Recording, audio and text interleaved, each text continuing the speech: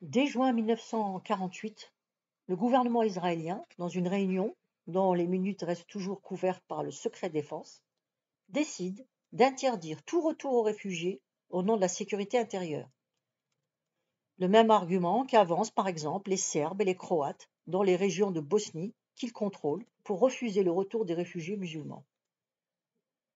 Un ordre central d'expulsion a-t-il été émis? Contrairement aux historiens palestiniens et à certains de ses collègues, Benny Morris le conteste.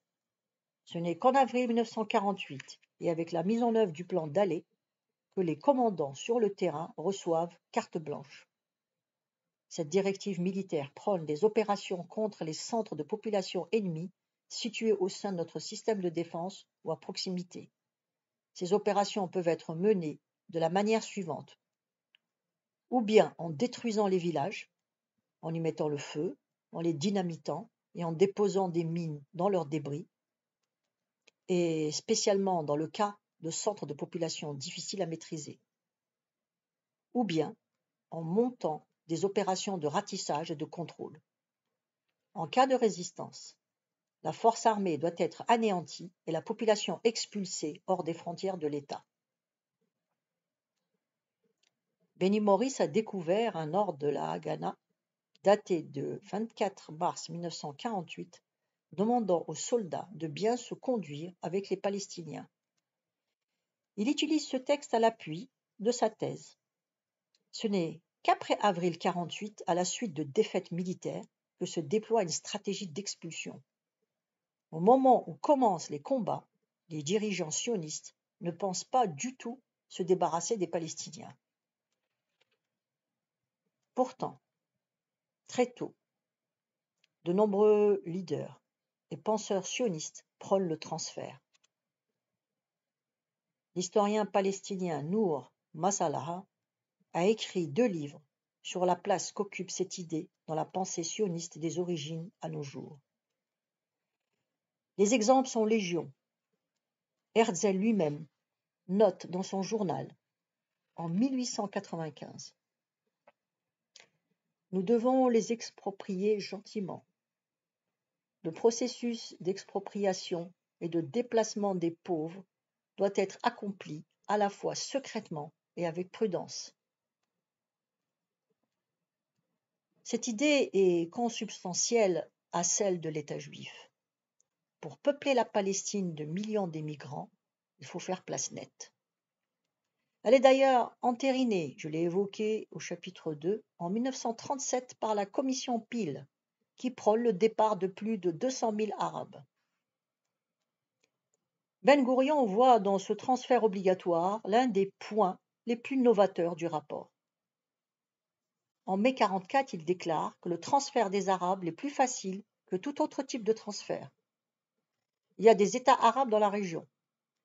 Et il est clair que si des Arabes de Palestine sont envoyés dans les pays arabes voisins, cela améliorera leur situation, pas le contraire. Tout le prouve, un consensus rassemble les principaux dirigeants sionistes sur ce thème.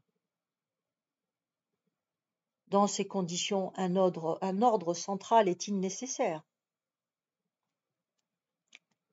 En résumé, une proportion non négligeable de Palestiniens a été expulsée. D'autres sont partis pour des raisons complexes.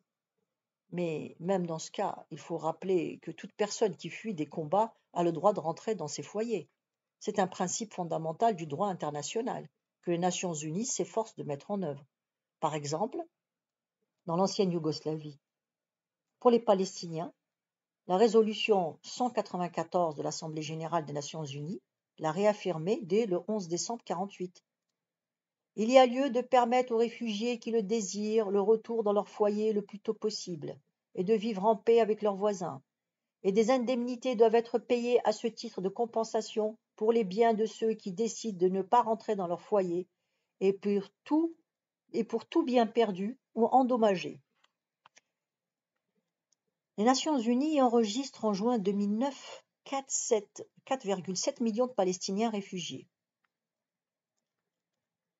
Leur ombre pèse sur l'avenir de la région. Je reviendrai dans le chapitre suivant sur les solutions possibles à ce problème, mais il est avant tout vital que la communauté internationale, comme Israël, reconnaisse le tort qui leur a été fait. Leur drame mérite une reconnaissance morale. Il s'agit aussi de s'assurer qu'un tel crime ne pourra se reproduire. Par ailleurs, le monde arabe devra reconnaître Israël dans ses frontières de 1967 et les Palestiniens prendre en compte la réalité de la souffrance juive. Yasser Arafat l'avait compris, lui qui avait souhaité en janvier 1995 assister au 50e anniversaire de la libération du camp d'Auschwitz. Pourquoi les organisateurs avaient-ils refusé sa présence?